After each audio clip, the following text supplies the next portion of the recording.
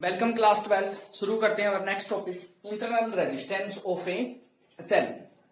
Previous video में हमने resistance in parallel and series के बारे में पढ़ा था। अब एक थोड़ा सा कॉम्प्लेक्स टॉपिक है, थोड़ा इसको समझना पड़ेगा आपको कि इंटरनल रेजिस्टेंस ऑफ सेल क्या होता है। यहाँ पे ये देखिए एक सेल बनाया है मैंने कि सेल क्या होता है। उसके अंदर एक इलेक्ट्रोलाइटिक सॉल्यूशन होता है, उसके अंदर दो इलेक्ट्रोड्स जो ए और बी के नाम से मैंने यहाँ दिखाए हैं वो डीप होते हैं। तो जब सर्किट के अंदर करंट फ्लो करता है तो करंट क्या है, चार्ज कैसे फ्लो करता है। करंट बैटरी के पॉजिटिव टर्मिनल से बैटरी के नेगेटिव टर्मिनल या सेल के पॉजिटिव टर्मिनल से सेल के नेगेटिव टर्मिनल के बीच फ्लो करता है। लेकिन इनसाइड द सेल जो हमारे पॉजिटिव आयंस होते हैं या फ्लो ऑफ आयंस होता है वो होता है from positive terminal to negative terminal, या फिर हम इसको ऐसे बता सकते हैं from higher potential to lower potential. यानी अगर करंट मान लो इस सर्किट में जा रहा है अगेंस्ट द एटम्स और न्यूक्लियस, यानी यहां पर जो रेजिस्टेंस ऑफर हो रहा है उसी टाइप का सेम रेजिस्टेंस है वो इनसाइड द सेल भी ऑफर किया जाता है, और उसी रेजिस्टेंस को हम बोलते हैं इंटरनल रेजिस्टेंस ऑफ सेल। यानी जब आयंस है वो ए टू बी मूव करते हैं तो ये जो डिस्टेंस उनको मूव करना पड़ता है ए टू बी का, इस डिस्टेंस के अंदर जो रेजिस्टेंस ऑफर किया जाता है उसको हम बोलते हैं इंटरनल रेजिस्टेंस ऑफ सेल। यानी इंटरनल रेजिस्टेंस ऑफ सेल क्या होता है, the resistance offered by the electrolytes of a cell to the flow of current between its electrodes. इन इलेक्ट्रोड्स के बीच में जो इलेक्ट्रोलाइटिक सॉल्यूशन जो रेजिस्टेंस ऑफर करता है एक्चुअली में उसी रेजिस्टेंस को हम क्या बोलते हैं, इंटरनल रेजिस्टेंस ऑफ सेल, और इसको हम स्मॉल आर से लिखते हैं। और ये हर एक सेल का एक पार्टिकुलर होता है, कुछ कंडीशन पे डिपेंड भी करता है। जैसे नंबर 1 नेचर ऑफ इलेक्ट्रोलाइट, हमने कौन से टाइप का इलेक्ट्रोलाइट सॉल्यूशन यूज किया है। दूसरा directly proportional to concentration of electrolytic solution, electrolytic solution को हम जितना ज्यादा कंसंट्रेट करेंगे उसका इंटरनल रेजिस्टेंस उतना ज्यादा बढ़ जाता है। डिस्टेंस बिटवीन द इलेक्ट्रोड्स, हमने दोनों इलेक्ट्रोड्स के बीच में यानी एनोड और कैथोड या पॉजिटिव और नेगेटिव इलेक्ट्रोड के बीच में हमने कितना डिस्टेंस रखा है ये उसके डायरेक्टली प्रोपोर्शनल होता है। And inversely proportional to common area emerged of the electrode. यहाँ पर ये जो मैंने डार्क किया हुआ है ये मान लो इतना जो कॉमन एरिया है वो इलेक्ट्रोड्स का सॉल्यूशन के अंदर डिप है, तो इस पर भी डिपेंड करता है इंटरनल रेजिस्टेंस। और फिफ्थ फैक्टर कौन सा है, increase with increase in temperature. अगर टेम्परेचर हम इंक्रीज कर देंगे यानी सेल का टेम्परेचर अगर इंक्रीज होगा तो भी उसका इंटरनल रेजिस्टेंस है वो इंक्रीज हो जाएगा। होता क्या है कि जो सेल फुल रेजिस्टेंस ऑफर करता है जब उसके अंदर से करंट फ्लो करता है बिटवीन इलेक्ट्रोड्स, तो उस सेल को हम उसको बोलते हैं इंटरनल रेजिस्टेंस, और ये स्मॉल आर के इक्वल होता है। क्लियर। अब हम बात कर लेते हैं relationship between EMF, V potential difference, या इसको बोलते हैं बेटा terminal potential difference, and small R internal resistance, और कैपिटल आर जो हमारा एक्सटर्नल रेजिस्टेंस हमने जो लगाया हुआ है उनके बीच में क्या रिलेशनशिप है। प्रीवियस अगर हम चैप्टर को रिवाइज करें तो हमने ई एंड वी के बारे में आपको बताया था कि ई होता है ईएमएफ ऑफ सेल और वी होता है पोटेंशियल डिफरेंस, और ईएमएफ और पोटेंशियल डिफरेंस है वो अलग अलग होते हैं। अभी हम इस रिलेशनशिप से हम ये पढ़ेंगे कि जब सर्किट ऑन होता है उस टाइम जो हमारा वी होता है वो एक्चुअली में ईएमएफ होता है, और जब हमारा सर्किट ऑन होता है तो ईएमएफ है वो चेंज हो जाता है किसमें, टर्मिनल पोटेंशियल डिफरेंस में। फिर से रिपीट कर देता हूं कि terminal potential difference V and EMF है वो दोनों अलग अलग होते हैं।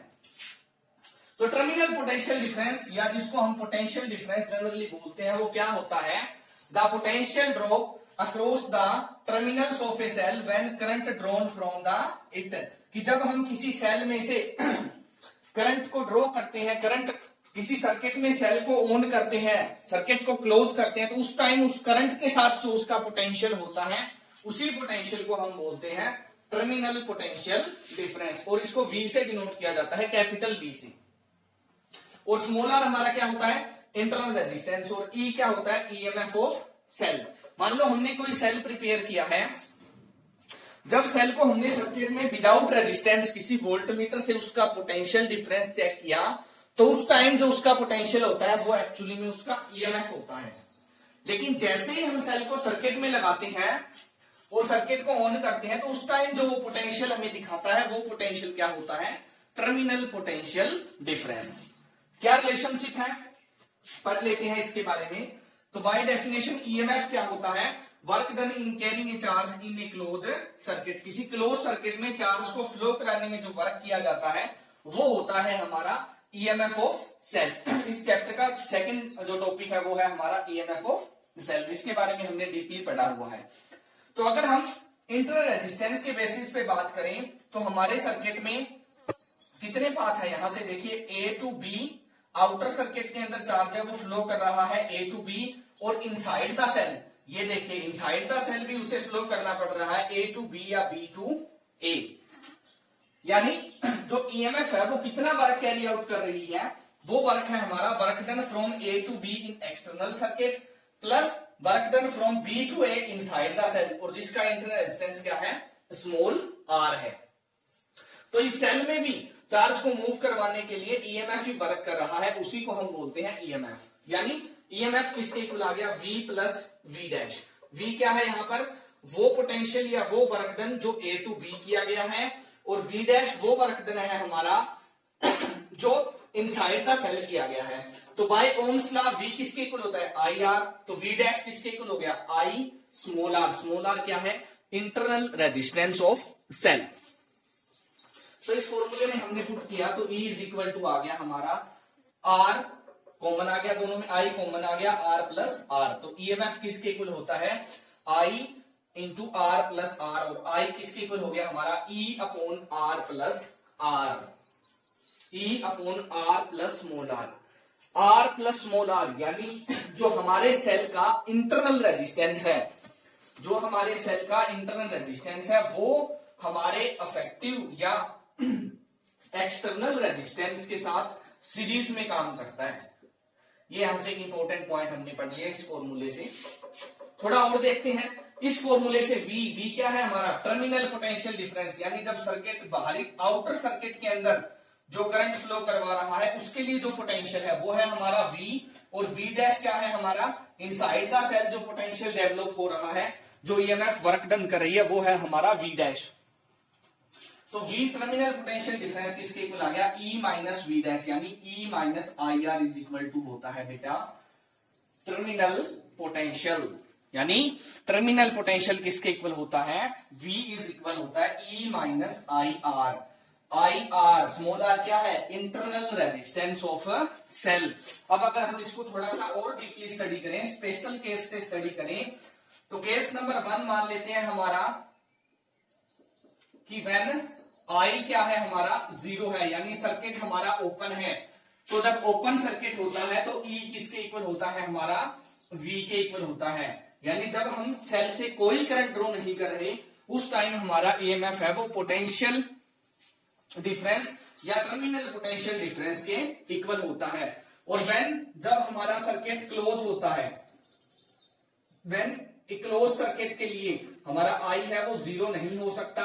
क्लोज सर्किट होगा तो सर्किट में कुछ ना कुछ I आएगा, तो उस टाइम हमारा V किसके इक्वल होगा, E माइनस आई आर के इक्वल होगा। यानी E इज ग्रेटर, V है वो लेस देन होगा बेटा E से। यानी उस टाइम हमारा टर्मिनल पोटेंशियल डिफरेंस है वो ईएमएफ ऑफ सेल से लेस देन होता है। This is very important relationship. और यहां से हम पोटेंशियल डिफरेंस का एक और फॉर्मूला भी बना सकते हैं, V इज इक्वल टू होता है आई आर। तो पोटेंशियल डिफरेंस में I किसके इक्वल आया हमारा, I इक्वल आया E upon R plus R. यानी V किसके इक्वल होता है, E R upon R plus small R. ये होता है हमारा टर्मिनल पोटेंशियल डिफरेंस, और वो हमेशा ईएमएफ ऑफ सेल के या ईएमएफ ऑफ सेल से कम होता है टर्मिनल पोटेंशियल डिफरेंस। क्लियर।